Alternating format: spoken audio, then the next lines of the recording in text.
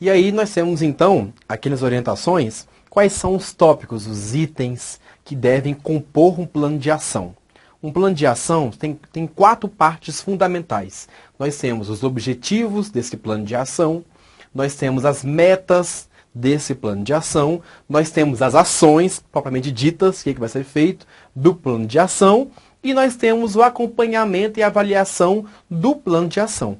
4 itens que devem compor o plano de ação. E as orientações, elas até trazem lá no finalzinho, nos anexos, um modelo de plano de ação com esses 4 itens aqui postos em formato de um gráfico, uma tabela, né, para que as escolas possam já estruturar os seus planos de ações dentro daquele formato ali, né? Então, lá está dizendo o seguinte, nas orientações dizem que os objetivos são os resultados que são esperados e dá exemplos de objetivos.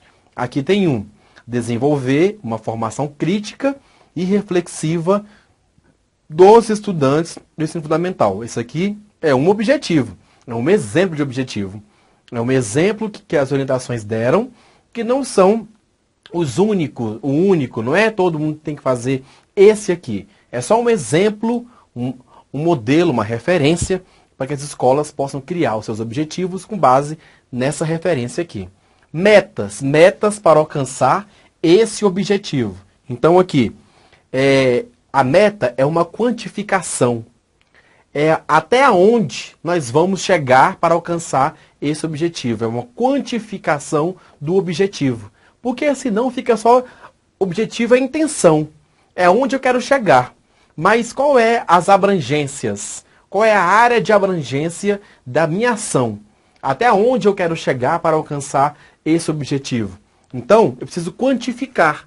Eu preciso colocar isso de uma forma que eu possa ver aquilo ali chegando naquele ponto. Então, nós temos aqui, reduzir até o final de 2016 em 20% os índices de reprovação. É um exemplo de meta, é uma abrangência. Até aqui eu estou chegando para alcançar o objetivo. Então, as metas são alvos quantificados, né, para que se chegue nesse objetivo, né? É a abrangência desse objetivo. São as metas. As ações são as atividades. O que vai ser feito? Os atos, ações. O que vai ser feito de forma... qual é a ação propriamente dita para que se alcance esse objetivo? As ações aqui, execuíveis, é claro, que podem ser executadas. Um exemplo aqui de ação, reuniões. Acho que reuniões é o mais clássico exemplo de ação, né, que é feito. Reuniões quinzenais com os estudantes, né? Quinzenais para estudar a psicogênese, a língua escrita. É uma ação que eu posso fazer, né, com os professores, por exemplo, para se alcançar aquela meta, né? E como que vai ser o acompanhamento, como que vai ser a avaliação? Não deu nenhum exemplo, não. Aqui está dizendo que o acompanhamento e a avaliação dessas ações tem que estar descrita, tem que estar clara, explícita. Como que o plano de ação vai ser acompanhado? Como que vai ser a avaliação desse plano de ação? Como que eu vou saber se os objetivos estão sendo alcançados, se as metas estão sendo feitas, se as ações estão sendo implementadas, ou seja, quais vão ser as formas, os instrumentos, os métodos que eu vou fazer para poder acompanhar esse plano de ação. Então, isso aqui são os objetivos. E aí, as orientações, por fim, sobre o PPP, trazem todos os tópicos, né, a estrutura que deve ter um PPP de uma escola pública. Então, do item A até o item P, estão todos os passos. Vocês não precisam gravar isso aqui especificamente. Eu acredito que as provas, mas isso aqui, pra vocês conhecerem e saberem que deve ter uma capa, um sumário, uma apresentação, mas não precisa vocês gravarem cada passo disso aqui, não. Só conheçam, entendam, para que se a prova abordar alguma coisa, se a prova dizer que tal coisa faz parte, vocês percebam o fluxo disso aqui para entender se aquilo é certo ou errado.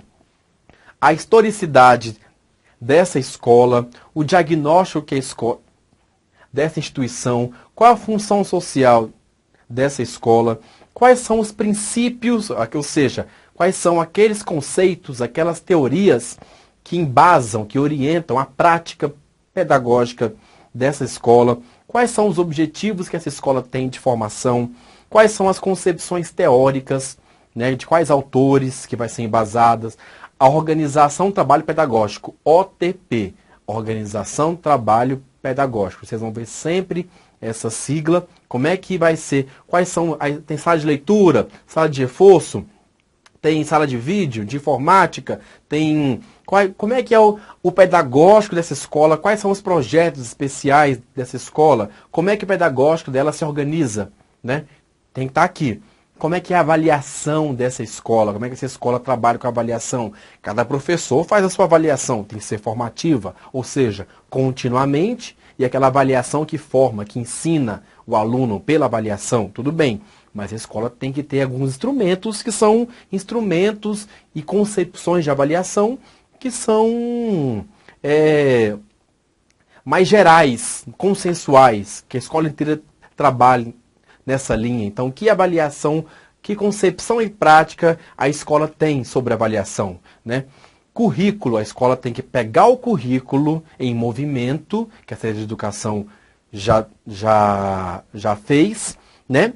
E fez coletivamente, né? É claro, tem que pegar esse currículo, esse documento, e organizar e dizer como esse currículo vai ser implementado, em quais bimestres, separar por bimestre, ter uma progressão curricular, porque o currículo do primeiro ano e do quinto ano, os conteúdos são os mesmos, só que tem que haver a dosagem e a abordagem desses conteúdos são diferentes. Os objetivos também são diferentes em relação a cada ano. Então, a maneira como esse currículo vai ser organizado naquela escola, isso tem que estar aqui na parte da organização curricular. O plano de ação da escola, o plano de ação que já eu vou dizer em quais dimensões o plano de ação tem que ser feito, como que vai ser o acompanhamento desse PPP, ou seja, que instrumentos e que momentos, geralmente na avaliação institucional da escola, que é aquela avaliação que a escola faz sobre si mesma, né? Então, mas não é só nesse momento, as coletivas, de que forma o PPP vai ser avaliado, para saber se ele realmente está sendo implementado, se ele é adequado, apropriado, e quais são os projetos específicos ou interdisciplinares que essa escola tem, né? E esse plano de ação aqui, ele tem que ser feito nesses 6 itens aqui. Tem que se fazer um plano de ação da gestão pedagógica, outro plano de ação da gestão administrativa, outro plano de ação da gestão financeira, um plano de ação da gestão de pessoas, um plano de ação da gestão participativa, ou seja, de que forma nós vamos gerir a participação das pessoas na gestão democrática, e outro plano de ação de como que a escola vai gerir os resultados das avaliações, como que a escola vai lidar com a IDEB, com o SAEB, a Prova Brasil, a Provinha Brasil, né? Então, todos esses planos de ações aqui devem ser feitos e fazem parte aqui da estrutura geral desse PPP, né? E aí, também diz que os planos de ações do SOE, do Serviço de Orientação Educacional, deve constar no PPP. O plano de ação do Serviço Especializado de Apoio à Aprendizagem, a equipe formada pelo psicólogo escolar e pelo pedagogo, né, que vão tratar dos alunos, dos casos de dificuldade de aprendizagem e fracasso escolar. Também esse plano de ação deve constar também nesse PPP. O plano de ação da sala de recursos, que trabalha com os alunos com necessidades especiais, né, também deve constar nesse PPP. O plano de ação da coordenação pedagógica, dos coordenadores dessa escola, também tem que estar aqui. E do conselho de classe. Como é que o conselho de classe dessa escola vai se organizar? Qual é a dinâmica, a estrutura, a formatação, a organização desse conselho de classe. Também tem que estar aqui. Então, nós temos aqui 1, 2, 3, 4, 5 planos de ações, mais 1, 2, 3, 4, 5, 6 planos de ações que devem constar nesse PPP da escola, né? Que devem estar aí. Então, esse aqui foi o panorama geral do como é que essas foram as orientações que essa educação deu para que as escolas possam elaborar, construir e implementar os seus PPPs, os seus projetos político-pedagógicos. Agora, nós vamos ver nesse mesmo documento aqui, né, na segunda parte dele, nós temos de que forma a escola vai organizar a coordenação pedagógica. Né? Então, no mesmo documento, nós temos o PPP das escolas, como é que ele vai ser organizado, né? E na segunda parte nós temos como é que é a coordenação pedagógica, tá? Nesse tópico aqui lá no documento. A coordenação pedagógica, espaço-tempo primordial de construção do PPP. Então lá vai dizer daqui para frente o que deve ser, como deve se organizar, se materializar a coordenação pedagógica. E lá começa assim, fazendo uma diferenciação entre ordenação pedagógica e coordenação pedagógica. Faz uma brincadeira com esses termos, uma brincadeira séria, porque na verdade diz de forma muito clara qual é a diferença entre os dois conceitos e o que a escola deve privilegiar na organização da coordenação. Que a coordenação não deve ser uma ordenação pedagógica.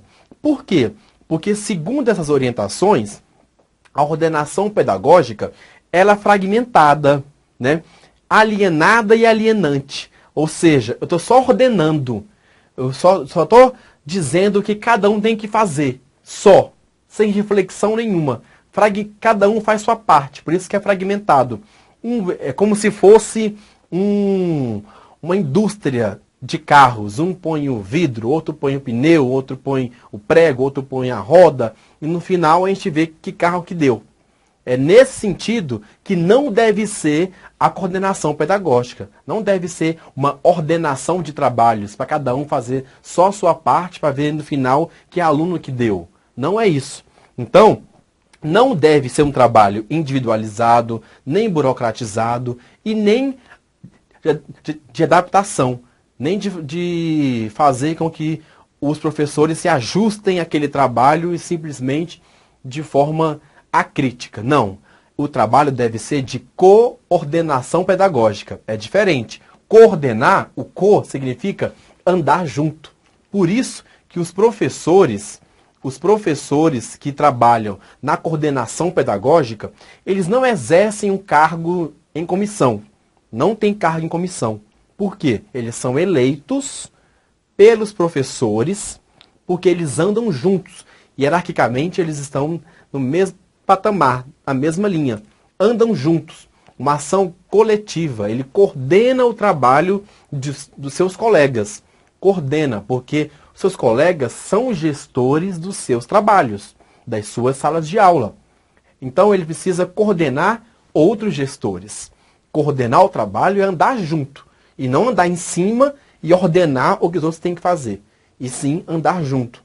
É um trabalho colaborativo, coletivo, uma ação coletiva, colaborativa, um colabora com o outro de forma coletiva, uma reflexão na prática, né? Na própria prática, eu já faço uma reflexão, uma teorização sobre essa própria prática, né? E é uma liderança democrática, é claro, né? Então, essa é a coordenação defendida pelas orientações, e não a ordenação simplesmente desse trabalho.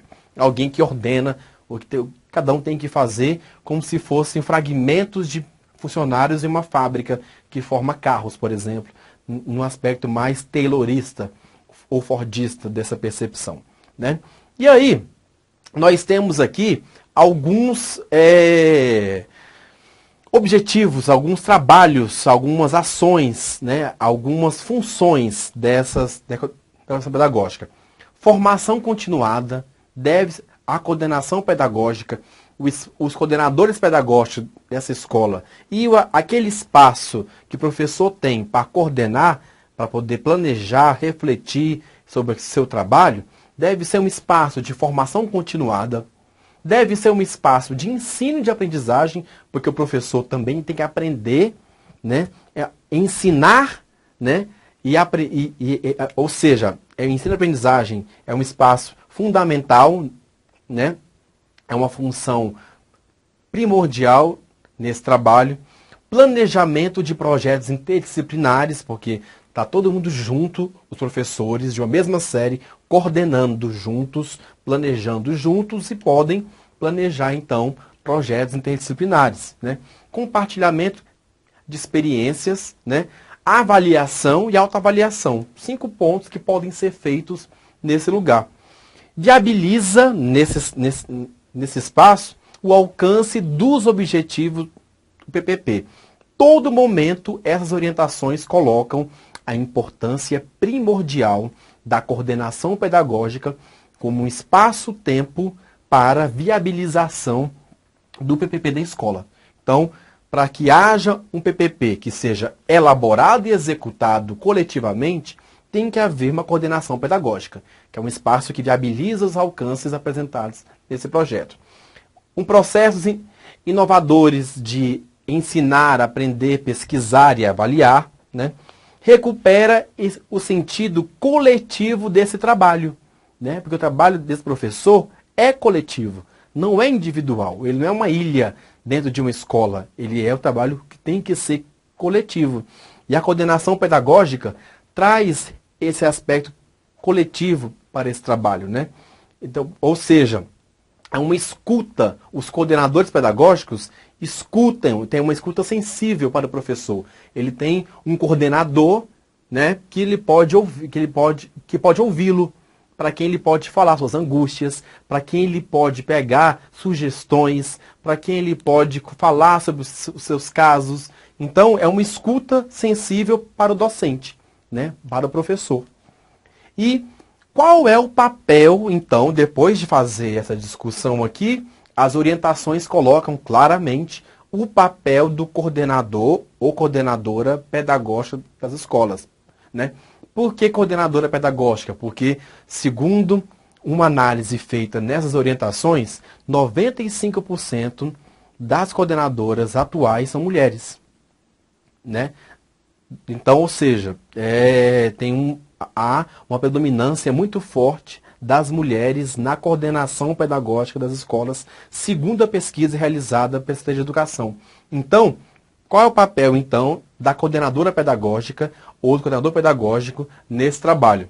Articulação do PPP, gestão da escola. Articular o PPP com os professores, que são os principais agentes pedagógicos dessa escola, né? Discutir praxis, né? Ou seja, discutir teoria e prática. Escuta sensível, escutar os professores que ele coordena, né? Escutar suas angústias, escutar os seus casos, ver o que pode ser feito, o que não pode. Formação continuada, ele é um mediador de materiais, de recursos, né? Socialização de boas experiências, então ele vai mediar esse trabalho. Então, a articulação do PPP, a gestão dessa escola é feita pela coordenação pedagógica, que tem esses papéis aqui. 5 papéis são colocados de forma clara nas orientações pedagógicas em relação ao coordenador dessa escola, né? Quais são as estratégias que contribuem para a conjugação de práticas, como coordenar, avaliar, formar, nesse importante espaço-tempo? Lá coloca, então, quais são as estratégias, até a letra H, né? As estratégias que podem contribuir para que o trabalho desse coordenador possa ser viabilizado. Letra A, discussão coletiva sobre qual papel do coordenador. Geralmente é feita no começo do ano, quando se escolhe o coordenador, as direções das escolas expõem de forma clara qual o papel que os coordenadores devem executar antes, né, de se fazer essa eleição. discussão sobre o que é a coordenação pedagógica, o diagnóstico dos encontros, discussão das temáticas, né? Acordos de convivência, de formação continuada, de planejamento coletivo, definição de instrumento para o registro das discussões, leitura dos pontos discutidos e encaminhamentos do encontro anterior e no início de cada encontro, a coordenação pedagógica, elaboração de cronograma das atividades, né? E, além disso, as diretrizes também trazem sugestões para o plano de ação. Como vocês sabem, a coordenação pedagógica tem que elaborar um plano de ação. Nós vimos lá no comecinho, antes, né? Que a coordenação pedagógica, os coordenadores da escola, têm que elaborar um plano de ação para o seu trabalho. Então, aqui estão as sugestões que devem estar no plano de ação, segundo essas orientações. Estudos sobre o currículo, educação básica, devem estar lá. Estudos sobre as diretrizes e as orientações pedagógicas da rede, que essa rede de educação, né, oferece e que deve estar no plano de ação das coordenadoras ou coordenadores. Nesse plano de ação também tem que estar contemplado o compartilhamento de experiências entre os professores da escola e também de outras escolas também. Análise, elaboração de projetos e análise coletiva de resultado das avaliações para o planejamento de intervenções pedagógicas, né, para as aprendizagens, estudos de casos e planejamento em geral. Então, são esses aqui as sugestões de pontos, de itens que devem ser contemplados no plano de ação dos coordenadores. Cada escola tem que ter um plano de ação dos coordenadores pedagógicos, né, para que esses coordenadores possam viabilizar seu trabalho de forma orientada. E aqui são as sugestões dos itens que podem compor esse plano de ação.